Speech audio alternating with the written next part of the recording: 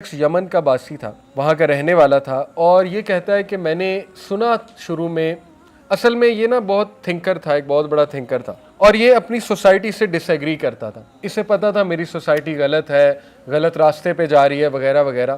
تو یہ لوگوں کو سمجھاتا تھا، لیکن اس کے پاس کوئی خاص وہ ذریعہ نہیں تھا سمجھانے کا. اینی اس کو پتہ لگا کہ ایک شخص آیا ہے مکہ میں جو نبوت کا دعویٰ کر رہا ہے، جو کہہ رہا ہے میں نبی ہوں. تو یہ شخص بڑی حکمت کے ساتھ، کیونکہ ظاہر ہے اس دور میں جو بھی نبی صلی اللہ علیہ وسلم ملنا چاہتا تھا، ارلی ڈیز کی بات ہے، اسے یا تو وہ گمراہ کر دیتے تھے یا ایون مارتے بھی تھے. تو بڑی حکمت کے ساتھ آیا، بڑے خوش اخلاقی کے ساتھ پوچھتے پوچھاتے رسول اللہ صلی اللہ علیہ وسلم کے پاس پہنچا. اور اللہ کے نبی اور ان کے صحابہ اس وقت چھپا کرتے تھے. آپ کو پتہ ہے دار ارکم جو صحابی تھے نا، ان کے ہاں میٹنگز ہوتی تھی، اور وہاں پر جو ہے وہ چھپ کے عبادت کیا کرتے تھے. تو وہ آیا رسول اللہ صلی اللہ علیہ وسلم کے بعد، اس نے پوچھا تم کون ہو؟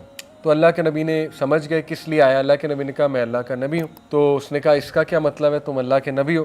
تو اللہ کے نبی صلی اللہ علیہ وسلم نے کہا کہ میں اللہ کی طرف سے بھیجا گیا ہوں. تو اس نے کہا اچھا تم اللہ کی طرف سے کیا لے کر آئے ہو؟ تو اب یہ ارلیسٹ ٹیچنگز ہیں اللہ کے نبی کی. انہوں نے کہا I have been sent to join ties of relationship with kindness and affection. One of the earliest teachings of Rasulullah was joining ties of relationship. صلہ رحم، اس لیے اس کی بہت زیادہ اہمیت ہے. پھر کہا to break the idols, straight forward, idols کو بریک کرنے آیا ہوں, and to proclaim the oneness of Allah in a manner that nothing is to be associated with. Clear cut 3 teachings.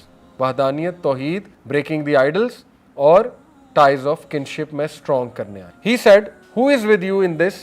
یعنی کون ہے جو تمہارے ساتھ ہوتا ہے زیادہ تر اس موومنٹ میں؟ انہوں نے کہا free man and slave. Free man بھی ہے، ابو بکر کی طرف اشارہ تھا، سلیو بھی ہیں، حضرت بلال حبشی کی طرف اشارہ. اس شخص کو کنفرم ہو گیا یہ نبی، کیونکہ اس کو پتا تھا کہ ایسے ہی لوگ انبیاء کو فالو کیا کرتے ہیں جو سچے ہیں، نیک سیرت ہیں، ایکسپلائٹڈ کلاس ہے وغیرہ وغیرہ.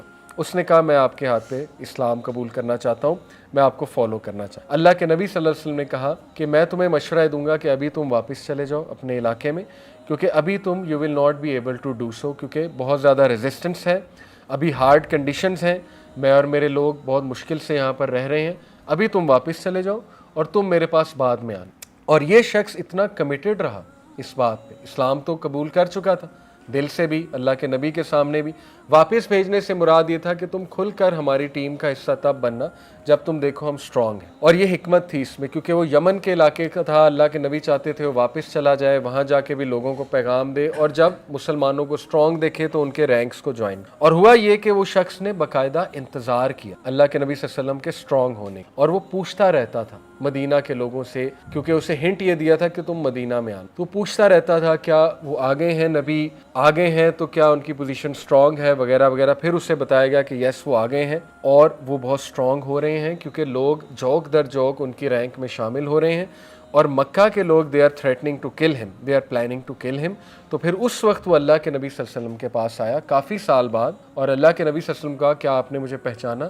تو اللہ کے نبی صلی اللہ علیہ وسلم نے کہا بالکل میں نے آپ کو پہچان لیا، وہی ہیں جو مجھے مکہ میں ملے تھے. اور اس طرح سے وہ شخص رسول وسلم کے بہت قریب آ گیا اور ان کی ٹیم کا حصہ بن گیا. تو یہ دعویٰ کا شروع کی جو سٹیج تھی وہ پرائیویٹ تھی، کلوز تھی. اور it is very important to note this because آپ اس سے نا مکی سورج کا مزاج بھی سمجھیں گے. شروع کی جو سورج ہے نا، اس میں اللہ تعالیٰ نے جو مین احکامات ہیں وہ توحید کے ہیں، فکر آخرت کے ہیں، اور کانفیڈنس بلڈنگ کی. کانفیڈنس پکڑو. اللہ نے شروع کی بہت سی آیات جو ہے نا مکی دور کی، اس میں فلاح کا تذکرہ کی کہ یہی مفلحون ہے.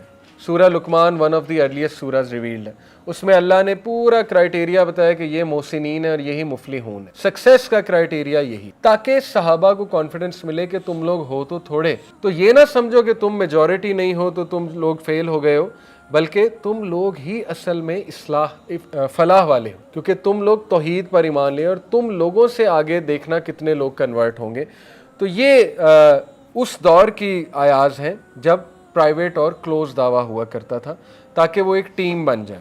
اور اس میں حکمت بھی ہے کہ جب آپ اتنے سٹرونگ نہیں ہیں، جیسے اس سے کئی لوگ یہ پوائنٹ اخذ کرتے ہیں نا کہ اگر آپ ویسٹ میں رہ رہے ہیں تو آپ دیکھ کر بات کریں، ٹھیک ہے نا، حکمت اڈاپٹ کریں. اسی لیے آپ نے دیکھا ہے کہ ویسٹرن اسکالر جو ہیں ان کے بہت ڈفرینٹ مزاج ہیں ہم سے، ان کے فتاویٰ ہم سے بہت ڈفرینٹ ہوتے ہیں، کیونکہ they are leading a very small community of Muslims over there minority.